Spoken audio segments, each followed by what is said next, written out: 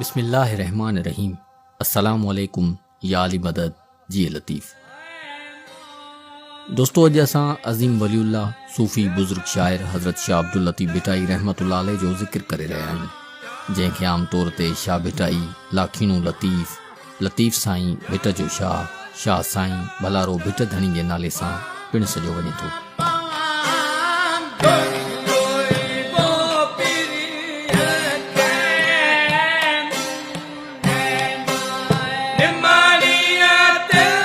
शाह साईं जिन जा वॾा अफ़गानिस्तान खां हिजरत करे सिंध आया हुआ, संदन वालिद बुज़ुर्गवार जो नालो हज़रत सैयद हबीब शाह रहमतुल्लाह अलैह आहे, जेके पाण पंहिंजे दौर जा वॾा बुज़ुर्ग ऐं अल्लाह वारा हुआ।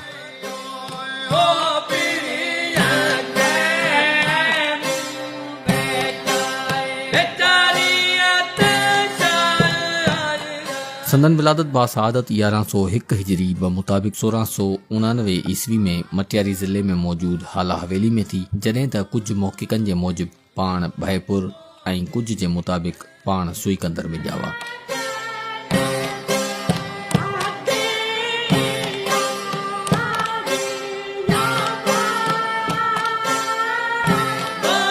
शाह साईं ख़ूबसूरत शख़्सियत जा मालिक हुआ। संदन बारे में ॿुधायो वञे थो त पाण बेइंतहा सुहिणा विचूले कद वारा हुआ। संदन चेहरे मुबारक ते सुवारी शरीफ़, मथे ते कारो पटको ऐं हथ में तस्बीह हूंदी हुई। पाण हमेशा कारो लिबास पाईंदा हुआ।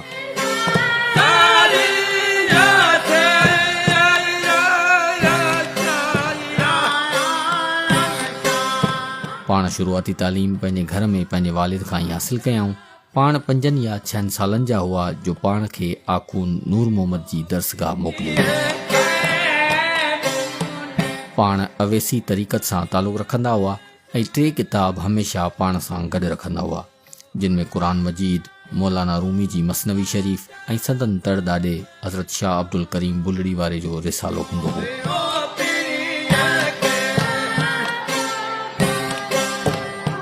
पाण जॾहिं जवानी खे पहुता त हिकु अहिड़ो वाक़ियो पेश आयो जंहिं कंहिं तमामु घणो मुतासिर कयो। इलाइक़े जे जागीरदार मिर्ज़ा मुग़ल बेग जी न्याणी सैयदा बेगम बीमार थी पई ऐं दुआ लाइ संदन वालिद शाह हबीब रहमतुल्लाह अलैह खे घुरायो वियो। संदन तबियत नासाज़ हुजण जे करे पाण पंहिंजे फर्ज़ंद हज़रत शाह अब्दुल लतीफ़ भिटाई खे दुआ लाइ मोकिलियाऊं। शाह साईं सैयदा बेगम खे चीच मां वठी दुआ कई ऐं सैयदा बेगम खे शिफ़ा नसीब थी। पर इहा ॻाल्हि मिर्ज़ा मुग़ल बेग खे बिल्कुलु पसंदि न आई ऐं हू हबीब साईं जो दुश्मन थी वियो ऐं परेशान करणु लॻो, जंहिं करे शाह साईं खे ॻोठु छॾिणो पइजी वियो। लतीफ़ साईं ते इन ॻाल्हि जो गहरो असरु थियो ऐं पाण घर छॾे 3 सालनि ताईं जोगिन ऐं सनासिन सां सफ़र ते निकिरी विया।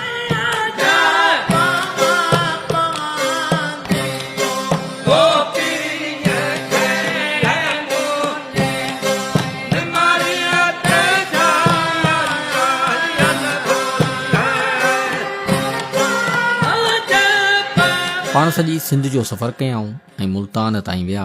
उन बाद पाण कलंदर शहबाज़ जे उर्स जे मौक़े ते हाज़िरी करे लालबाग खां लाहौत जो सफ़र बि कयऊं। जॾहिं पाण ठटे पहुता त उते संदन मुलाक़ात उन दौर जे मशहूरु आलिम मखदूम मोहम्मद मुइन ठटवी सां थी, जंहिंखे तलक़ीन कई त पाण घर वापसि हलिया वञनि।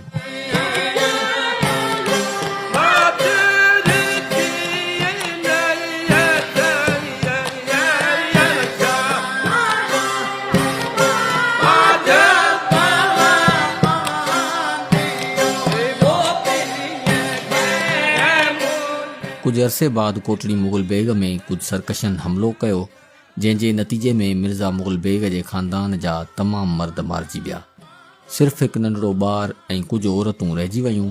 उन ॾुखे वक़्त में हबीब साईं उन्हनि जी तमामु घणी मदद कई ऐं लतीफ़ साईं जो निकाह सैयदा बेगम सां करायो। शादी खां पोइ सरकार भिटाई कोटड़ी खां थोरे फ़ासिले ते मौजूदु वारी जे दड़नि जे विच में पंहिंजो घरु ठाहियो सरकार अञा भिट खे तयारु करण में मसरूफ़ ई हुआ जो उन दौरान संदन वालिद सैयद अबीब शाह रहमतुल्लाह अलैह जी तबियत नासाज़ थी पई ऐं पाण हिन दुनिया खे ख़ैरबाद करे वञी पंहिंजे ख़ालिक़ हक़ीक़ीअ सां मिलिया। पाण संदन तदफ़ीन भिट ते करायऊं ऐं बाद में संदन मक़बरो बि जोड़ायऊं। पाण उते हिकु मस्जिद शरीफ़ बि जोड़ायऊं ऐं फ़क़ीरनि खे लीका कढी ज़मीन विराए ॾिनऊं जंहिं ते उन्हनि जायूं ठाहे खड़ियूं कयूं। संदन वालिद जी वफ़ात खां पोइ पाण पंहिंजे सॼे ख़ानदान समेत भिट ते अची आबाद थिया।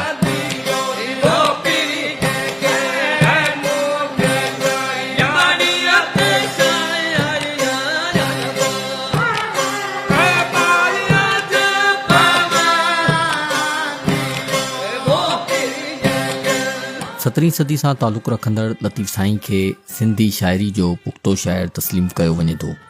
संदन कलाम जे मजमूए खे शाह जो रिसालो सॾियो वञे थो। शाह साईं खां पहिरीं सिंध में सिर्फ़ु समा थींदी हुई जंहिंमें को साज़ इस्तेमालु न थींदो हो।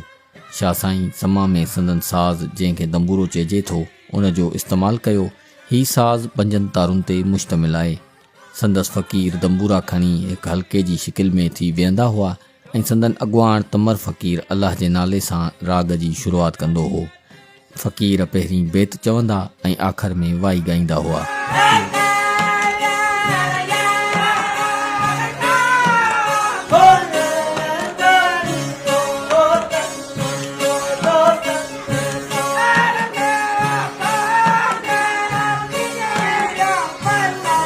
इहो राग अॼु ताईं संदन दरगाह शरीफ़ ते जारी आहे।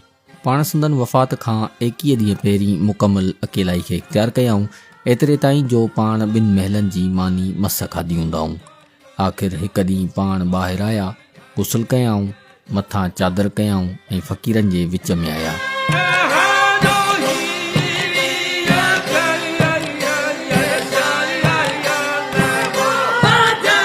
ऐं फ़क़ीरनि खे राग करण जो हुकुम ॾिनाऊं ऐं पाण हुजरे में हलिया विया।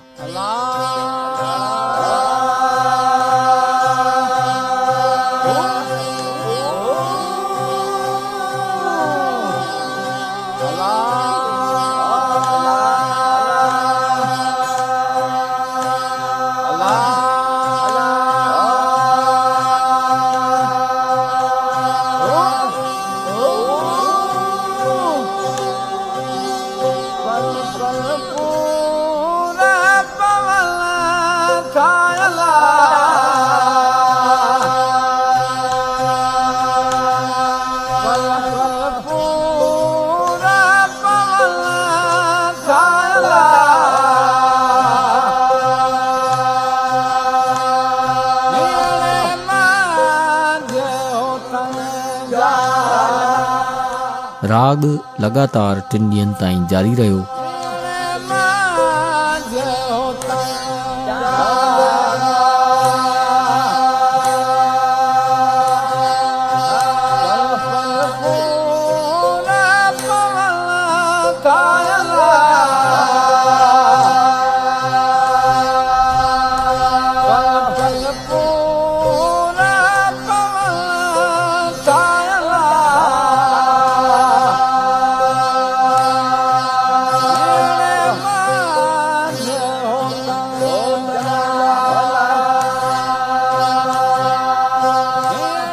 आख़िर 3 ॾींहं फ़क़ीर राग ख़तमु करे अची पाण खे वेझा थिया ऐं हुजरे में दाख़िल थिया।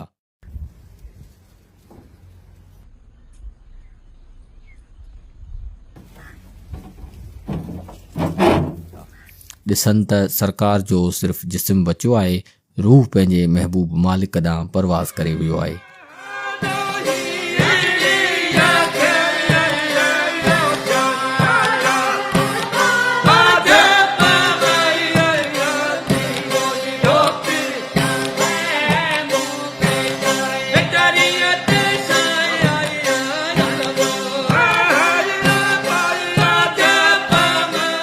पंहिंजी वफ़ात खां अॻु पंहिंजे फ़क़ीरनि खे वसियत कई हुआऊं त खेनि उते गुसल ॾिजो जिते संदन बाबा हबीब साईं खे ॾिनो हुआऊं। मथां पर्दो करे गुसल ॾिजो त जीअं को मुंहिंजी ओघड़ न ॾिसे, एसि ताईं जो आसमान जी बि नज़र न पवे। दफ़न करण में बिल्कुलु देरि न कजो, पहिरीं दफ़न कजो पोइ ॻाल्हि कजो।